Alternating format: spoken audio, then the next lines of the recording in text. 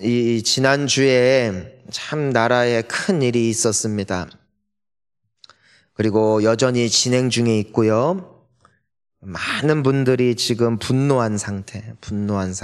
이 여의도 이쪽은 아예 지하철이 서지 못할 정도로 수많은 사람들이 모여서 함께 그 퇴진을 외치면서 나쁜 사람들 하면서 정말 너무나 큰 충격과 아픔 가운데 지금 있습니다. 여기 계신 분들 중에서도 또 어떤 분들은 그럼에도 뭐 별거 아니지 뭐 그렇게까지 신경 쓸 것 있나 하면서 관심 없는 분들도 계실 것이고, 또 어떤 분들은 정말 내 일처럼 생각하면서 안타까워하고 또 분노하고 계시는 분들도 계실 겁니다.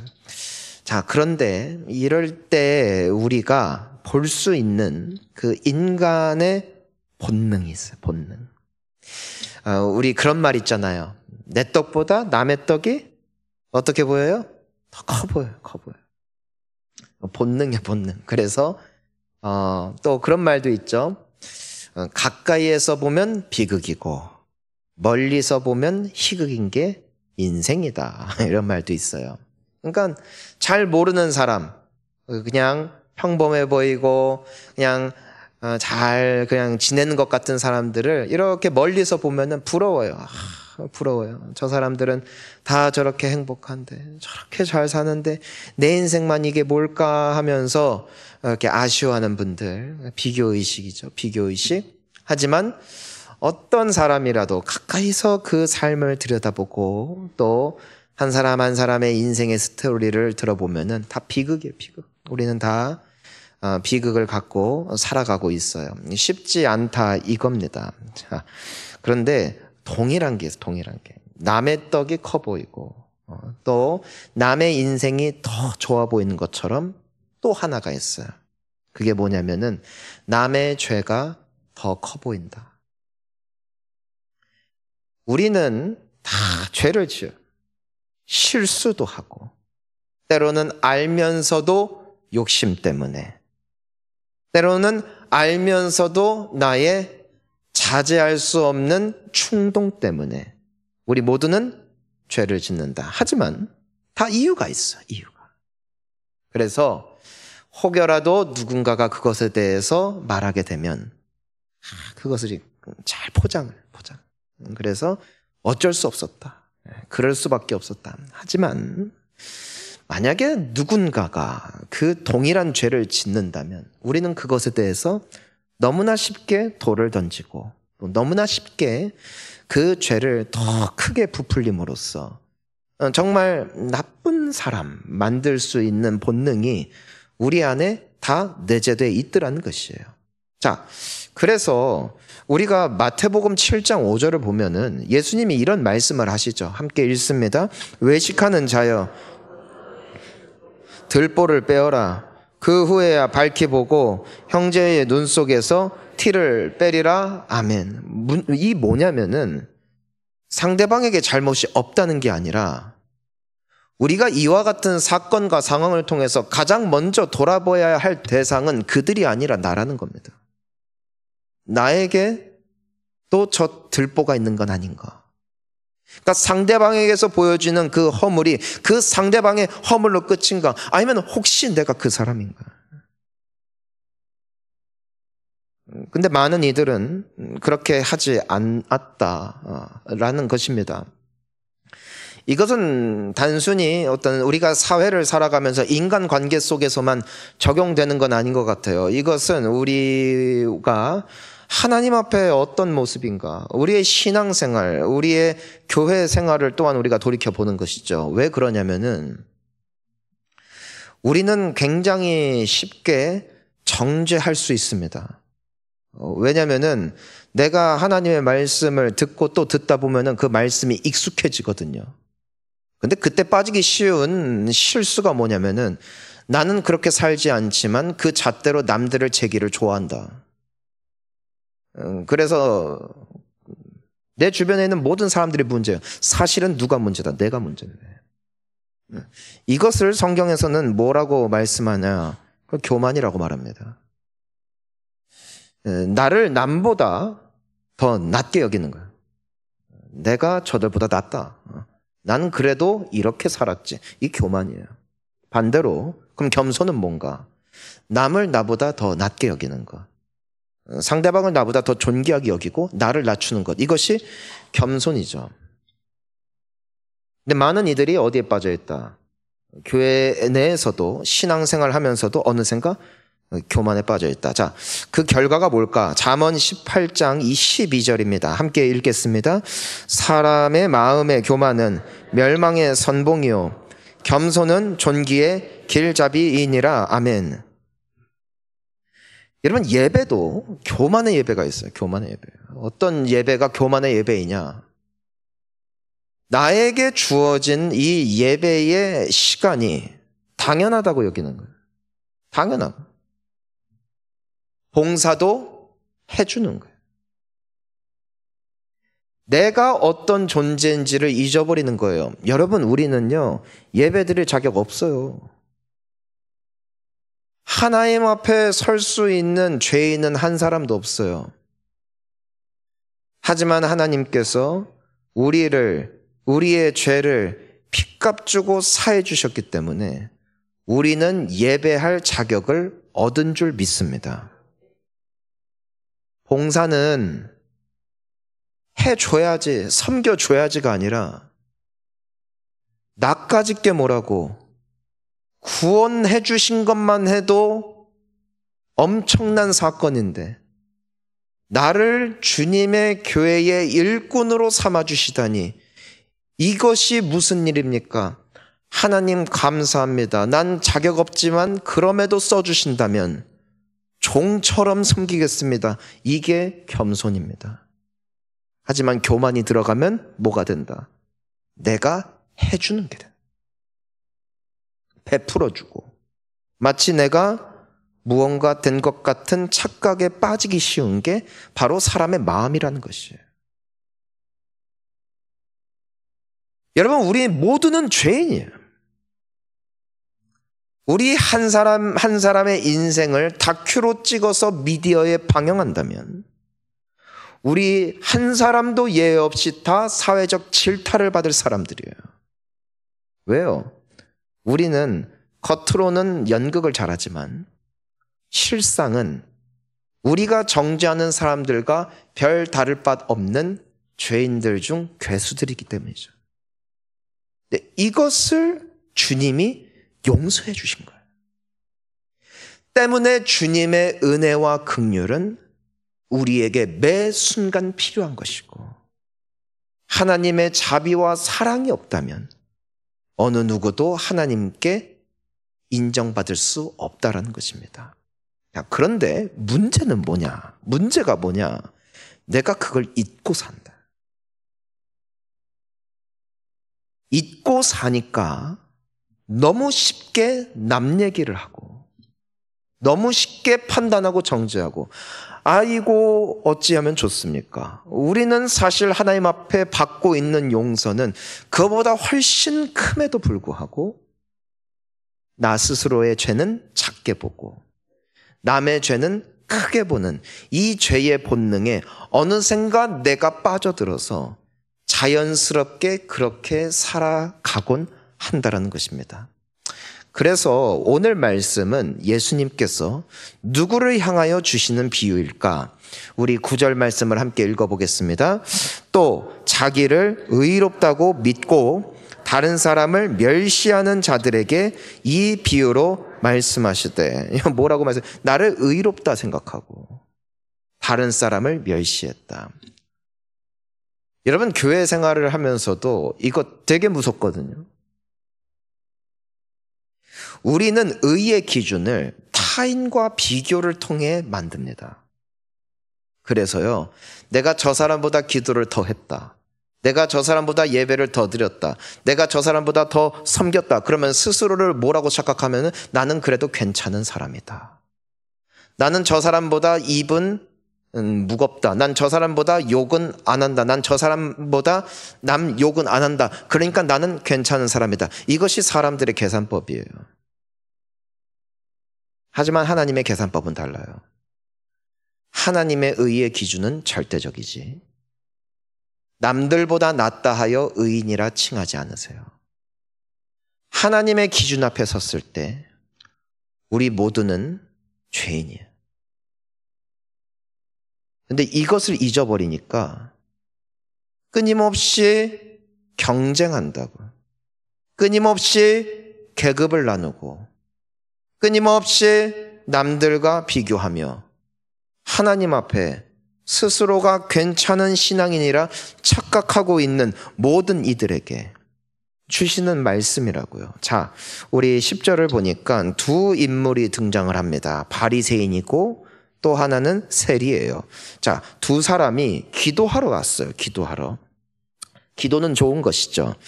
먼저 바리새인의 기도를 보겠습니다. 11절과 12절 읽습니다. 바리새인은 서서 따로 기도하여 이르되 하나님이여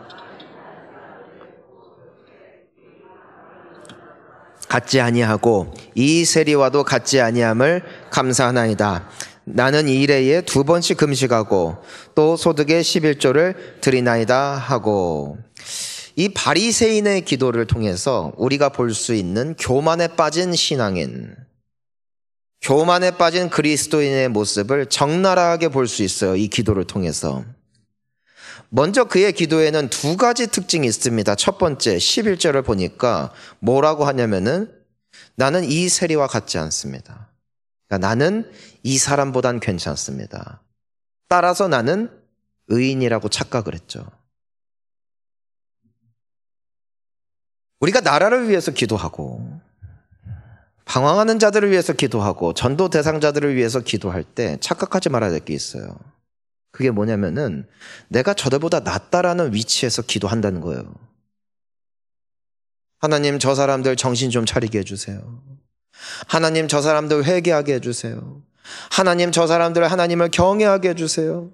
저 사람들 제발 바른 정치할 수 있게 해주세요.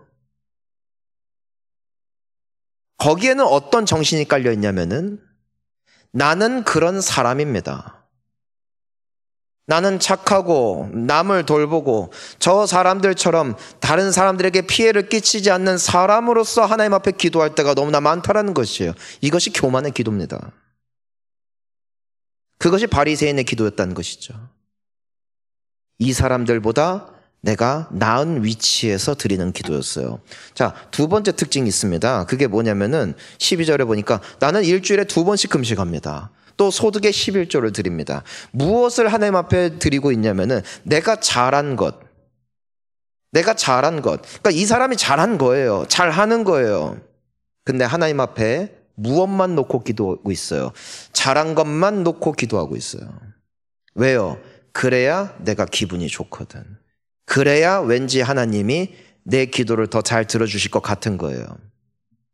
이것은 우리가 이 세상을 살아가면서 배인 어두움의 습관입니다. 왜냐면은 우리는 잘하는 것만 말해야 사람들에게 인정을 받았거든요. 못하는 거, 나의 부족한 모습을 사람들에게 들키고라도 하면은 사람들이 우리를 책망했거든요. 근데 하나님을 그 자리에 놓은 거예요. 왠지 하나님도 내가 잘하면 기뻐하시고 내가 약함이 있으면 혼내실 것 같은 공포가 있는 거예요. 그래서 스스로가 가면을 쓰고 하나님 앞에 잘하는 모습만 끊임없이 올려드렸다는 것이죠. 문제는 뭐냐면은 하나님께 잘한 것만 놓고 기도하고 남들과 비교해서 내가 좀 더 우월함을 과시하다 보니까 스스로가 진짜 그런 사람이라 착각하기 시작했다는 것이에요.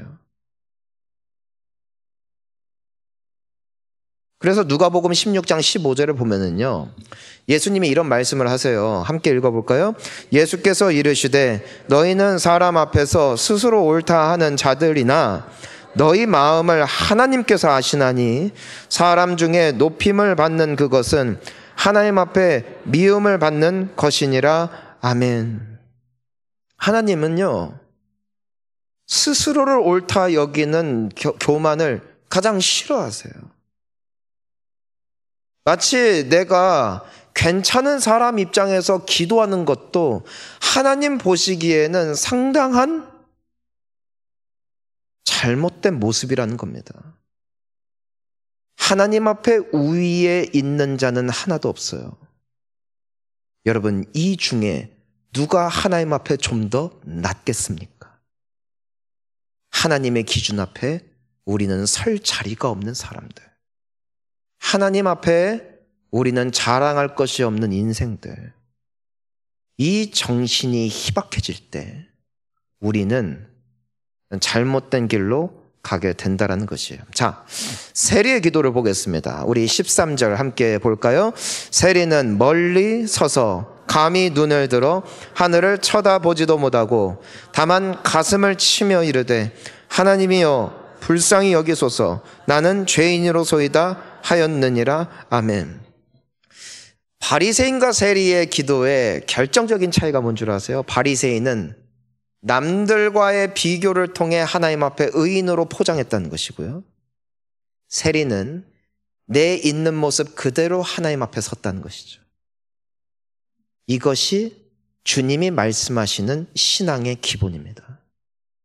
예배는요, 기도는요, 나의 삶은요, 하나님 앞에 서는 거예요. 다른 사람이 나를 어떻게 보는가, 나를 어떻게 판단하는가, 내가 저 사람과 비교하여 어떤 사람인가가 하나님께는 기준이 되지 않아요. 하나님의 기준은 오직 하나님이세요.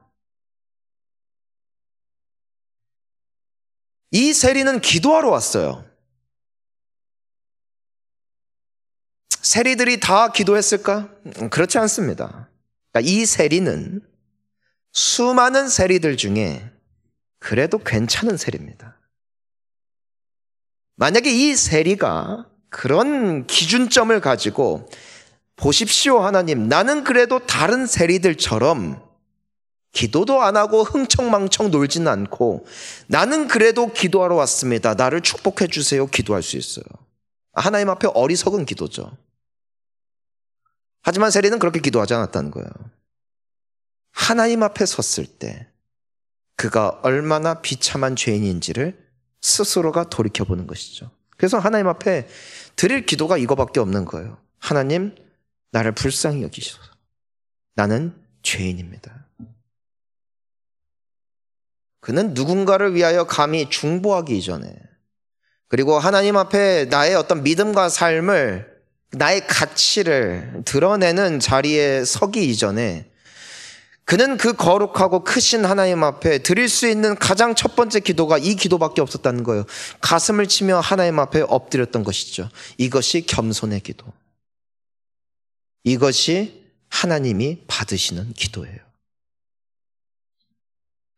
우리가 욥기를 보면은 하나님께서 어떤 자를 기뻐하시는가가 보입니다. 욥기 25장 4절 함께 읽습니다. 그런즉 하나님 앞에서 사람이 어찌 의롭다 하며 여자에게서 난 자가 어찌 깨끗하다 하랴. 그러니까 하나님이 받으시는 기도자들의 기도에는 이 특징이 있어요. 겸손. 내가 하나님 앞에 이거 나라 저거 나라 할 존재가 아니라는 거예요. 하나님 내 기도를 들어주세요라고 감히 말할 하나님은 그런 대상이 아니세요. 그분은 창조주시고 우리는 피조물. 그분은 의로우시고 우리는 죄악 중에 거하는 티끌만도 못한 자들. 우리는 그 정신으로 주님 앞에 서야 됩니다. 예배들을 드리는 것은요, 관망하는 게 아니에요. 판단하는 게 아니에요. 하지만 교만해지잖아요. 내 마음이 그 선을 넘잖아요. 그때부터는 예배를 판단해요. 평점을 매겨요. 그리고 찬양의 점수를 매겨요. 그 예배 분위기의 점수를 매겨요. 설교의 판단을 하고 거기에도 나의 의견을 집어넣기 시작해요. 우리는 하나님 앞에 죄인 중에 괴수예요. 우리는 그것을 판단하거나 감히 그 자리에 설 위치가 아니라고요. 그런데 교만해지니까 내가 이 교회는 어떻고 저 교회는 어떻고 여기 예배는 이렇고 저기 예배는 이렇고 여기 설교는 이렇고 저기 설교는 이렇고 저울질하여 내가 선택하는 예배, 내가 선택하는 하나님, 교만의 자리에 서게 됐다는 거예요. 하나님은 겸손한 자를 기뻐하세요. 교만한 자를 미워하세요. 시편 143편 2절을 보니까 이런 말씀이 있죠. 읽습니다. 주의 종에게 심판을 행하지 마소서. 주의 앞에는 의로운 인생이 하나도 없나이다. 여러분, 시편을 쓸 만큼의 사람이라면 얼마나 헌신됐겠습니까? 얼마나 드려졌겠습니까? 얼마나 주님 앞에 충성을 하려고 몸부림을 치는 사람이었겠습니까? 하지만 이 사람이 하나님 앞에 설 때에 그는 나는 평생 주님을 섬겼다, 나는 주님 앞에 잘했다, 그 마음이 아니라 하나님 앞에 뭐라고 고백하냐면 주의 종을 심판하지 말라고 합니다. 왜냐하면 내가 아무리 섬겼어도, 아무리 사람들이 칭찬해도, 내가 아무리 시편을 쓸 만큼 하나님을 사랑하는 사람이다 할지라도 하나님의 거룩하심 앞에 나는 쓰레기 같은 존재, 나는 망할 수밖에 없는 존재임을, 그 겸손의 영성을 유지했기 때문에 비로소 드릴 수 있는 기도였다고요. 주의 눈앞에는 의로운 인생이 하나도 없다는 것이. 얼마나 많은 이들이 겸손하여 주님 앞에 쓰임을 받았던가. 여러분, 사울 왕을 생각해 보십시오. 하나님이 그를 직접 지정하셨어요. 이스라엘의 초대 왕을 누구를 세워야 될까 할 게 하나님께서 친히 이름을 부르셨던 사람이 사울이었어요. 이유는 하나예요. 그는 겸손했어요. 나는 왕이 될 자격이 없습니다. 나는 하나님 앞에 아무것도 아닙니다. 나는 집안도 그렇고 나의 성품도 그렇고 기질도 그렇고 나는 아무것도 아닙니다. 나는 하나님밖에 없습니다라는 그 겸손함을 주님이 기뻐하셨어요. 그래서 그를 왕으로 세우셨습니다. 하지만 그가 왕이 되고 나서 그가 원래 어떤 존재인지를 망각해요. 그러니까 어떻게 돼요? 교만해져. 넘지 말아야 할 선들을 마구 넘고, 하나님께서 하지 말라고 하신 것도 왕이라는 이름으로 마구 범하면서 결과적으로 하나님께 버림받았어요. 또 하나의 겸손의 상징이 누굽니까? 그는 바로 가룟 유다예요. 예수님께서 나를 따르라 했을 때 많은 사람들은 내가 직장을 정리를 해야 됩니다. 내가 부모님에게 인사를 해야 됩니다. 내가 장례 치르고 우리 친구들과 함께 잘 인사를 하고 오겠습니다. 그렇게 계속해서 발을 뒤로 뺀 채 주님의 부르심에 응답하지 않는 수많은 사람들이 있었어요. 하지만 그 자리에서 박차고 일어났던 사람들, 그들이 예수님의 12 제자가 되었습니다. 그 중에 한 사람이 누구다? 가룟 유다다. 어떻게 예수님의 말씀에 즉각적으로 순종할 수 있었을까? 그의 가정을, 그의 직장을, 그의 모든 삶의 터전을 뒤로 한 채 주님을 따를 만큼 그는 겸손한 사람이었어요. 자기를 낮추는 사람. 주님이 말씀하신다면 나는 무조건 그 자리에서 순종하겠습니다. 그 마음이 가룟 유다에게 있었다라는 거예요. 하지만 시간이 흐르며 그의 마음에 뭐가 싹 텄다? 교만이에요. 결과적으로 그를 부르신 주를, 하나님의 아들을 십자가의 형틀에 내어주는 비참한 인생으로 전락한 것은 다른 데 있지 않았어요. 겸손이 사라진 채 예수님의 판단조차도 정죄할 수밖에 없는. 그래서 이것을 한 여인이 향유 옥합을 깨뜨렸을 때 이거 그냥 팔아다가 가난한 사람들 나눠주지 그랬습니까? 오히려 예수님께 항명하고 있는, 항의하고 있는 그 교만의 모습이 이미 멸망의 길을 향한 전조 증상이었음을 우리는 성경을 통해 볼 수 있다는 것이죠. 오늘날 이 시국과 더불어 우리가 살아가는 가운데 여러 우리 눈에 들지 않는 사람들이 있어요. 하지만 이때 우리가 정신 차려야 돼요. 겸손해야 돼요. 나를 낮춰야 돼요. 그리고 주님 앞에 서야 됩니다. 그래야 산다. 그래야 살아. 예수님께서 바리새인의 기도와 세리의 기도, 누가 더 화려한가? 바리새인이 더 화려해요. 누가 더 열심히 사는가? 바리새인이 더 열심히 살아요. 세리는 누가 봐도 죄인이에요. 하지만 예수님이 받으신 기도, 자 14절 함께 읽겠습니다. 시작. 내가 너희에게 이르노니 이에 저 바리새인이 아니고 이 사람이 의롭다 하심을 받고 그의 집으로 내려갔느니라. 무릇 자기를 높이는 자는 낮아지고 자기를 낮추는 자는 높아지리라 하시니라. 아멘. 사랑하는 성도님 여러분, 낮아지시기를 축복합니다. 사회적 신분을 말하는 게 아니에요. 돈벌이를 말하는 게 아니에요. 나의 마음이에요. 낮아져야 돼요. 주님 앞에 수그려야 돼요. 주님 앞에 엎드려야 돼요. 그렇게 살아야 돼요. 안 그러면 내가 하나님 됩니다. 세상을 판단하고 정죄하게 됩니다. 심판자는 오직 주님이시니 내가 무엇이건데 말이에요. 물론 우리가 잘못된 것에 대해서 잘못됐다 말할 수 있는 거, 그건 당연한 거예요. 하지만 자칫 잘못하면 무너진다. 야고보서 4장 6절입니다. 함께 읽겠습니다. 그러나 더욱 큰 은혜를 주시나니 그러므로 일렀으되 하나님이 교만한 자를 물리치시고 겸손한 자에게 은혜를 주신다 하였느니라. 아멘. 여러분, 예배를 드릴 때도 말입니다. 하나님 앞에 겸손해야 돼요. 나까짓 게 뭔데 주님 나에게 예배할 기회를 주십니까? 나까짓 게 뭔데 당신을 찬양할 수 있습니까? 나까짓 게 뭔데 당신의 교회를 섬길 수 있습니까? 겸손한 마음. 오늘은 무슨 설교 하나 보자. 오늘은 무슨 찬양 하나 보자. 이게 아니라 겸손하게. 주님 말씀하시면 내가 듣겠습니다. 주님 말씀하시면 내가 순종하겠습니다.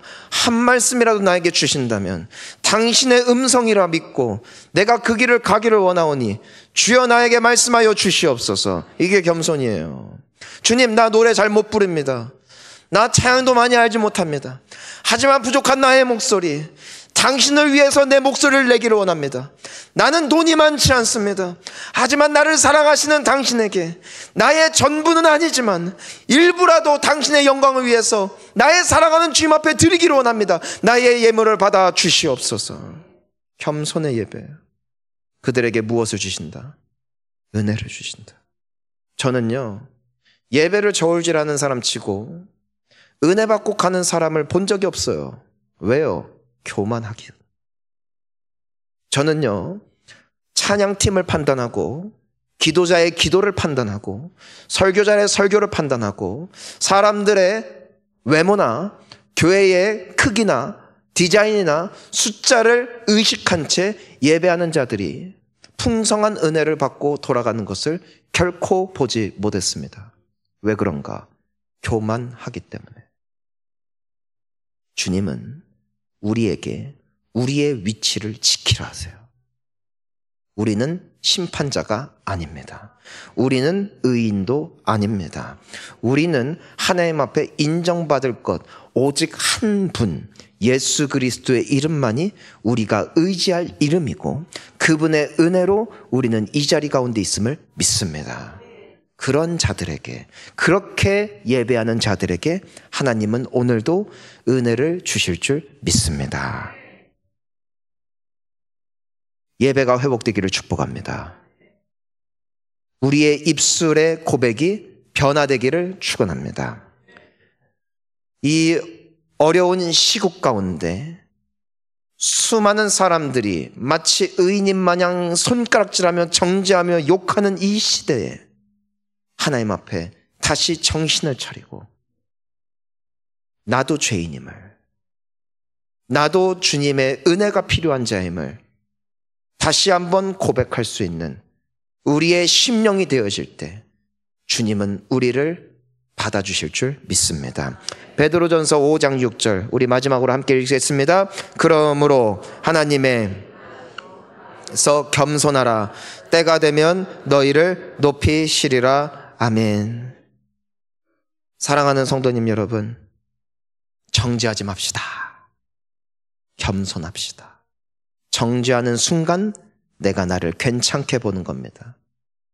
우리 함께 고백할까요? 나는 죄인입니다. 가장 큰 죄인입니다. 당신의 은혜 없이, 당신의 긍휼 없이 나는 소망이 없습니다. 나를 불쌍히 여겨 주시옵소서. 아멘. 축복합니다. 함께 기도하시겠습니다.